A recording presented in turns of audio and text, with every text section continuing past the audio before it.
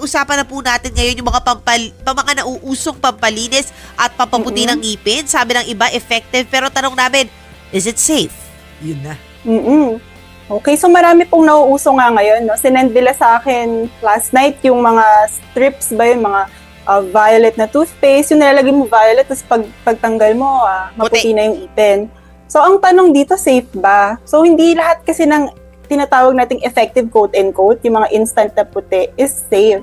So, overuse ng mga whitening products, lalo yung mga hindi FDA-approved, ay pwede pong mag-cause ng tooth sensitivity, damage sa ating ipin, or gum irritation. And sometimes, kasi yung mga claims, like for example, yung mga violet na mga ina-apply, is usually for temporary optical illusion lang. Kagaya yun sa, di ba, pag nagpa-bleach ka ng hair, para kailangan mo ng violet na shampoo. Parang same yung concept nun for color correction lang siya. So, mas safe pa rin po ang dentist-approved na mga whitening and mga cosmetic procedures. Ano po ba yun? Ano po ba yung mga dentist-approved whitening procedures and products?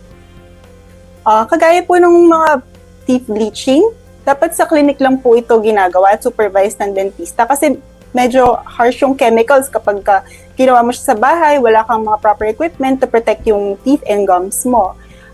For other cosmetic procedures naman, halimbawa, hindi na kaya ng whitening yung ipin mo, pwede ka naman magpa-veneers, magpa-crowns, ayan, dyan po pumapasok yung other cosmetic procedures natin. And yet, Doc, I also see sa algorithm ko, sa Instagram and sa TikTok na if you don't have the budget to go to a dentist for the veneer, kasi mahal din yun yung mga mga professional whitening, baking soda daw.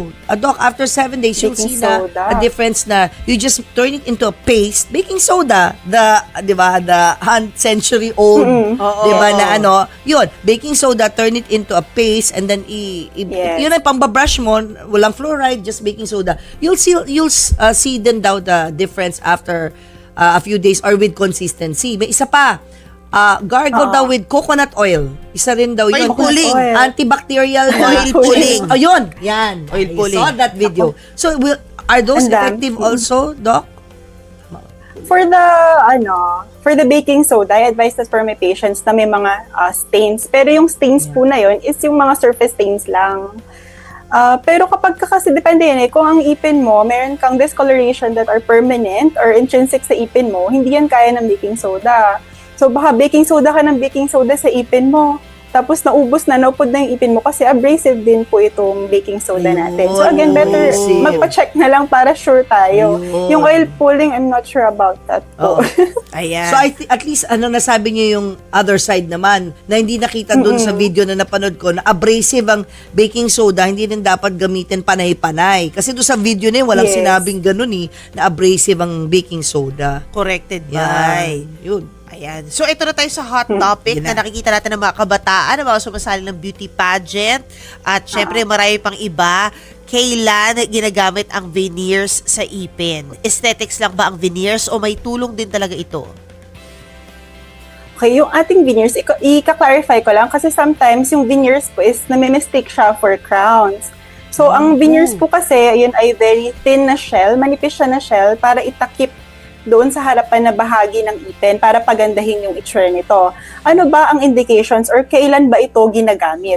Kadalasan po, ang veneers ay ginagamit for mga teeth, again, na sinabi ko kanina, na may discoloration or may mga permanent stains na hindi kaya ng teeth whitening.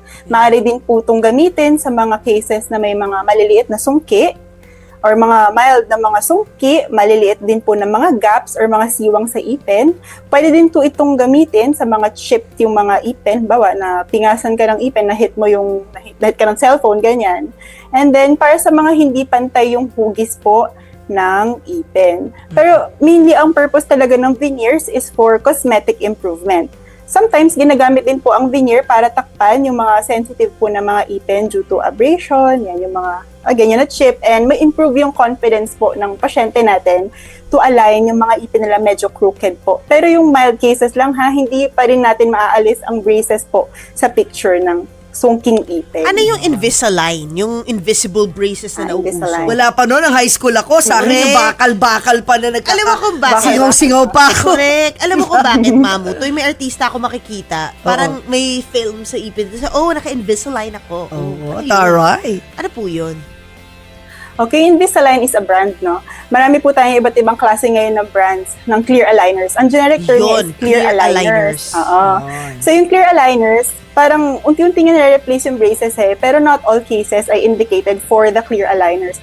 Yung clear aligners, ang parang meron kang mga series of trays na ibibigay sa'yo ni dentist or every adjust, pinapafit sa'yo. Tapos yung unti-unting nagmo-move yung teeth mo na hindi mo kailangan ng may mga bakal. Especially for mga artista, mga TV broadcasters, bawal, di ba, syempre pangat may mga bakal sa teeth. So yun po yung ginagamit na alternative for yung mga metal braces po.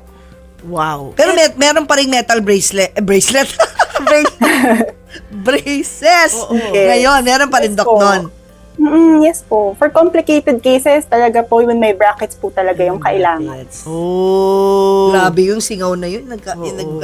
Braces ako ng high school. May singaw ako dahil. Oo. Ikaw ba dumang ka doon, yung bakal? Hindi, pero na bracket? nauso kasi yung retainers eh. So, naki-retainers ako nung early night. Dahil sa Pero ako, TGIS. retainers din naman. Oo. After na ng braces, Oo, yung yun nga retainers. daw. So, ayun, ano po yung affordable versus mahal, Doc, The na price range ng ah? veneers and what do we have to look Sa out for when veneers. it comes to Yes. going to dental clinics? Okay, so sa clinic po namin, sa clinic po namin ito. So, we offer 3 types of veneers po. So, depende yun kung ano yung gusto mong ma-achieve, kung yung super aesthetic ba, kung kaya ba ng budget, kung kaya ba ng time mo. Yeah. So, i-discuss ko yung una natin na veneers, which is yung tinatawag na chairside composite veneers. Ito yung pagpunta mo sa clinic, gusto mo magpa-veneers, nagmamadali ka, bukas meron kang event na pupuntahan, yun po yung ginagawa ng composite veneers po. Ah. Yun pinaka-affordable siya, 1 visit lang siya kadalasan.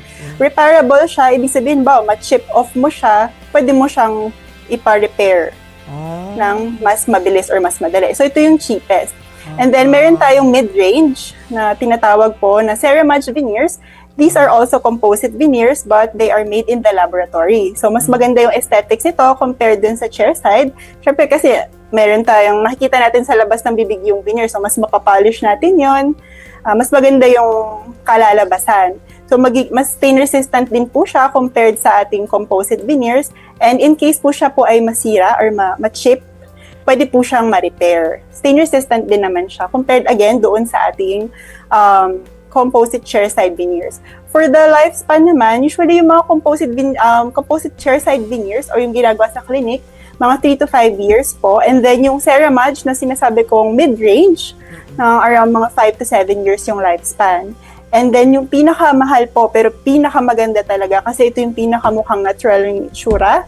Mas matibay po siya and talagang stain resistant po. So ito po yung tinatawag natin na porcelain veneers. Ayan. Wow. Ang downside, Alright. ang downside lang sa kanya is once ma-chip mo or mabasag mo, sobrang hirap po niyang ma-repair. Sometimes pinapa-replace na lang po ng patient. Kasi nga porcelain eh, Ilang no? years yung Yes, porcelain ulit? Oo, ilang. For the porcelain veneers po, usually mga 10 to 15 years or longer, basta with proper care po siya. Oo. Pero bakit, Doc, napapansin ko yung ibang mga veneers nun, iba-iba, depende, no, sa tao, pwedeng celebrity, pwedeng hindi. Pero may nakikita ko, sobrang puti, Tapos na parang flashlight. Sorry, parang gum. Toilet white. Sobrang white na parang pag ngumiti, Ah. alam mo may flashlight siyang nakain. Tas Bakit ganun yung ibang veneer? Parang nadidistract ako. Diba? O, may magandang distracting na yung veneer sa sobrang puti. Hindi nagmamatch sa skin niya, hindi nagmamatch. Parang mas maputi pa yung veneer sa puti ng mata niya. Ba't ganun yung ibang veneers, Doc?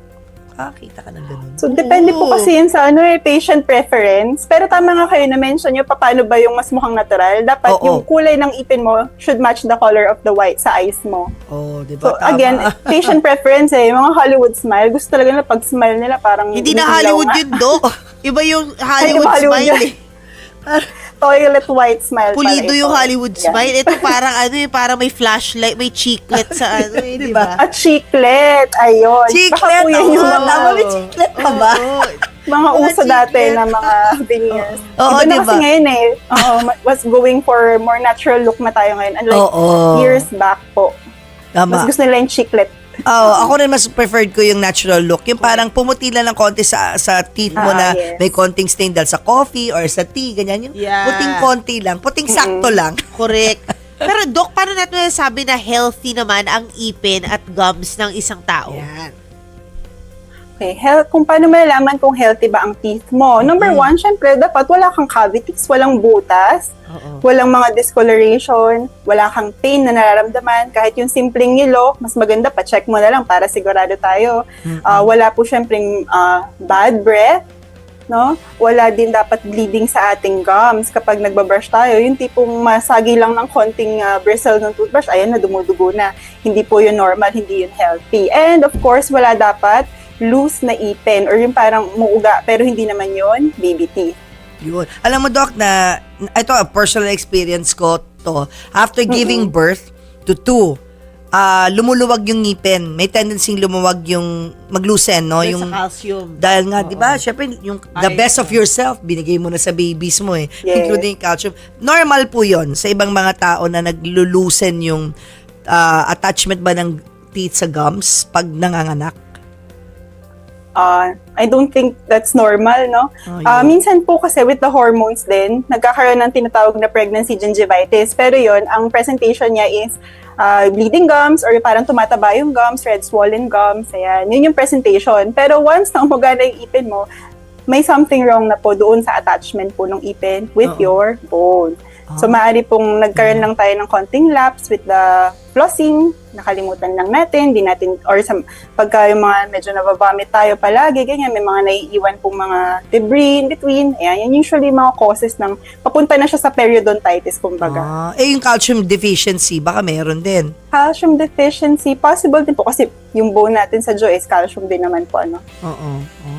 So, anong dapat gawin, Doc? Anong diet para mas-slow down yung ano sabi niyo, Doc? Periodontitis. Periodontitis. Yun. So, for the periodontitis, syempre, kailangan po natin magpalinis sa dentist regularly every 6 months. But sometimes, depende po yun sa risk assessment ni dentist. Minsan, pinababalik po namin ng pasyente every 3 months. And for the pregnant women po, yung mga women, mga 30s and above, kailangan po mag-supplement na rin po tayo ng calcium. Kasi kailangan po talaga natin mag-ipon ng calcium by the time we hit 40 and 50s po. Yeah, totoo ba, Doc, na kahit wala pang ngipin ang mga babies, no? Let's say kakapanganak pa lang or ano, dapat minamassage na raw yung gums? Totoo ba to, Doc, o hindi? More on, linisin po natin yung gums and tongue nila after feeding po. So it will also create a habit din para sa nanay or sa caregiver ng bata na kapag umusbong na yung mga ipin, alam na nila na kailangan pong linisin. Kasi sometimes we miss out hindi natin nakikita na ay may tumutubo na pala. By the time na tumubo na yung mga Itim ipin nila, na. sira na. Maitim Oo na. nga. Kasi yung milk ng nanay at yung milk, may sugar yun. Yeah, kaya nga eh. Kaya pwedeng bata pa lang masisira na yung Masisira. ngipin, Yun diba? yung sinasabi. Kaya nga, di ba yung iba na yung anak nila na nagtatagal yung bibig sa boobs. Di ba? Parang nasisira yung teeth Front nila. teeth. Oo. Ito to ba yun, Doc? Na pag nagbe-breastfeed breastfeed, can breast milk destroy may yung ngipin na foundation, di ba, ng mga ngipin ng bata? Yes. Ang pagkakaroon po kasi ng tooth decay is multifactorial siya. Ibig sabihin, you cannot pinpoint just one cause for it. So, I'm a mom too. So, nag-breastfeed ako sa baby ko. Hanggang 2 years old siya nag-breastfeed. Pero wala siyang cavities. So, yung mga factors po na we have to consider is number 1 is yung diet din natin. If nag-introduce na po tayo ng high sugar sa mga bata, before 2 years of age, Nawag, sinabayan pa ng... na huwag ka mag-introduce ng high sugar. Basta Huwag po tayo magbili ng high sugar sa mga bata. And then yung hygiene, kung hindi naman pala natin siya nababrush ng maayos, hindi natatanggal yung food sa bibig, wala ding flossing, hindi din nagpapadentist po. Ayan. Tapos kung halimbawa nagbabottle, mas common to sa mga nagbabottle kasi syempre yung formula is may sugar talaga yon. Yeah. Ayan, talaga kapag everything present dyan, oral hygiene, yung bacteria sa mouth ng bata, yung ipin, andyan na rin, possible masira po talaga yung ipin kung hindi po siya naaalagaan with proper hygiene po. What's the proper way to clean the tongue, Doc? For the tongue, mayroon po tayong mga tongue cleaners na available po sa market, ano? Or pwede din naman yung toothbrush na lang. Pwede nyo na-scrape off yung tongue nyo. Kasi sometimes kapag naiipon po yung mga food doon, nagkakos siya ng bad breath or halitosis po. Wow. Tapos Doc, yung totoo ba na may effect sa puso kapag you have poor dental hygiene? It can Yeah, actually, oo, di ba, okay, cause oo. problems sa heart? Pwede, Doc? Yes po. So may findings po kasi. So we also I come across with ng mga patients po na may heart disease, ano. So yung mga pasyente po namin na yun, bawal sila magkaroon ng tooth decay or magkaroon ng infection sa mouth. Yun. Kasi po nakita sa research na ang bacteria inside the mouth can also be found sa heart. Na nagkakos ng mga plaque po. Wow. nagkakaroon ng Plaque pamamaga inside the in heart, ha? Ganon. Inside the Yes, heart, plaque. inside the heart. So, kailan ba dapat, Yes Doc, po. bumisita ng dentista? How young? How young and how often? Okay po, for how young, usually po by the first birthday ito or kapag lumabas na po yung first na ipin po ng baby. So wag po natin i-take lightly na lang din po yung first dental visit kasi baby teeth lang naman, ano? Kasi kailangan po namin i-guide yung parents po. Paano pangalagaan yung bata, yung ipin ng bata, para habang tumatanda, hindi nagkakaroon po ng problems. Parang linis-linis lang, routine lang, happy-happy lang po. Wala nang tumot, walang pasta po. Happy lang. Doc, Yeah. ang daming pa pwede pag-usapan. So what's the, Correct. the Yes. best diet para maganda ang ngipin at matibay? Diet. Mm-mm. Okay, diet natin. Best food Mas to maganda eat. pa rin po ang best food to eat is yung mga natural, leafy vegetables, mga fruits po na mga high in fiber. Okay na okay po yan para sa ating ipin. So again, let's cut down po natin ang ating sugar kasi yan po ang food ng ating bacteria. And don't forget to brush properly at least 2 times a day and floss. Very important po ang flossing natin, especially kung meron kang crowns or veneers po or even pasta sa inyong ipin. Ooh. Thank you so much, Thank you, Doc. Dr. Lara Himelo Horquilla. Thank you po. Thank you. We learned so much from you today, Doc. Salamat. Oo. Smile. Thank you for having me po. Thank you po. Sa Bye-bye. ulitin.